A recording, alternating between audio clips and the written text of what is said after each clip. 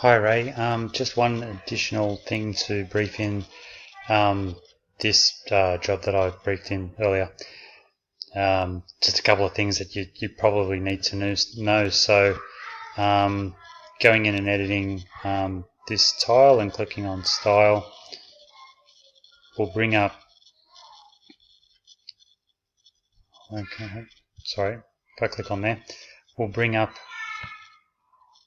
the size and the line height of this text, and also here you'll see that there's a number of, if I click on this one, you'll see that the whole thing changes for different responsive sizes. So now it's at 70 and 60 and 50. So there is responsive sizing going on,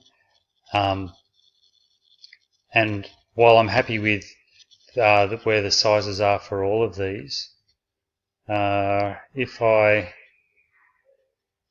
resize the page, you can see that this is too close because this is too long. I don't want to drop the size of the text. I'd rather about there have an invisible margin on either side and go to 2 lines for each of the responsive sizes. So yeah, that's that. I just thought that that would probably help you. As you can see there, the screen is starting to get big enough that I'm happy with this legibility the way it is, but still obviously set up a margin for all responsive sizes to carry over. It's probably a little bit of work in it, but happy for you to do that. If you've got any questions, let me know.